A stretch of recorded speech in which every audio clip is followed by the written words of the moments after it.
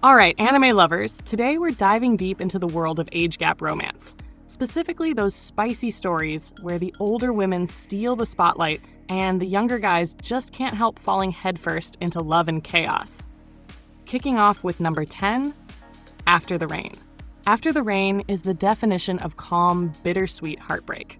Akira, a 17-year-old high school girl, falls for her 45-year-old boss. A man so divorced from life he probably forgot what happiness tastes like.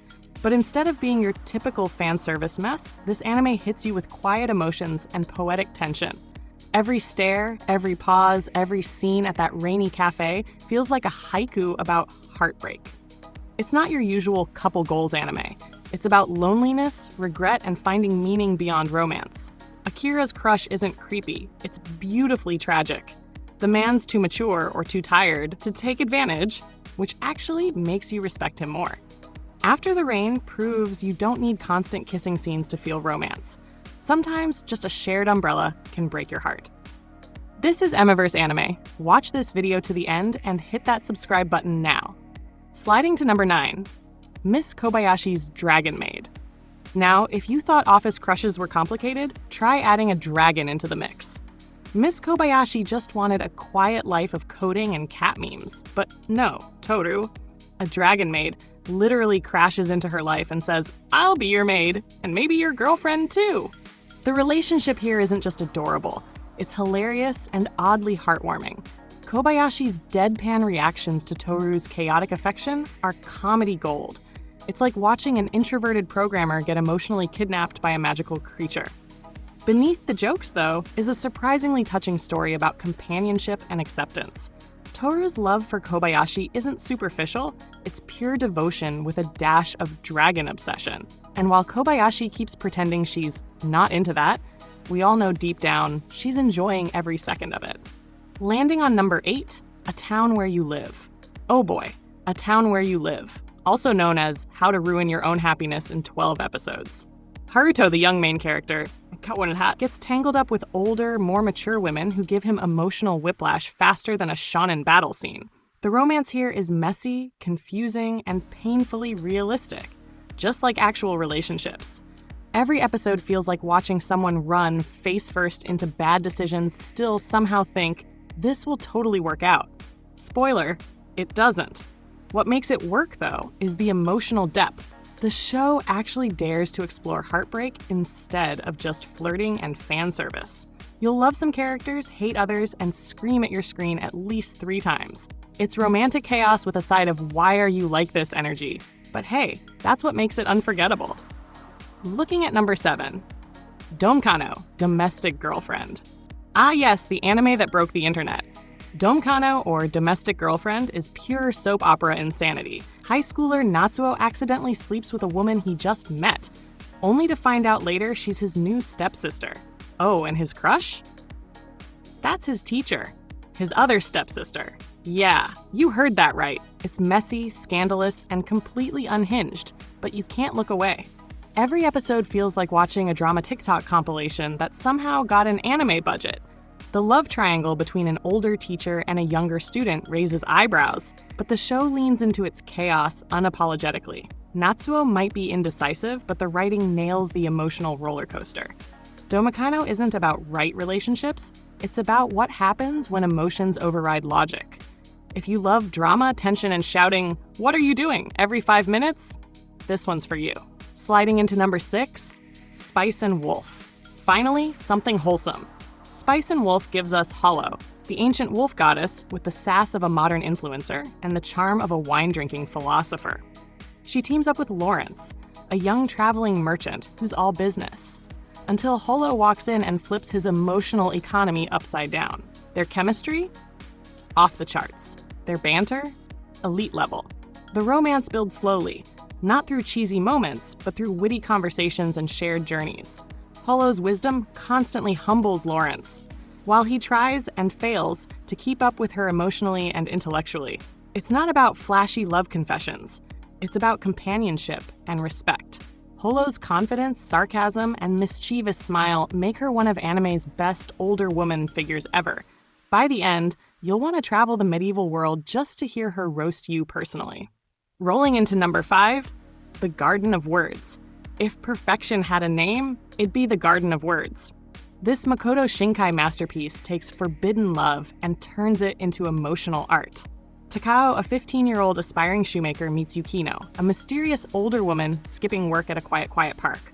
Rain becomes their ritual, silence becomes their language, and emotions speak louder than words. The animation? Jaw-dropping. Every raindrop feels like it was painted by angels. The story? Simple but powerful. It's about loneliness, connection, and finding inspiration in unexpected people. There's no melodrama, just quiet heartbreak. Yukino's fragility contrasts with Tako's youthful drive, and the two meet in that beautiful gray area between love and longing. You'll finish this film staring at your ceiling like, why am I crying over shoes?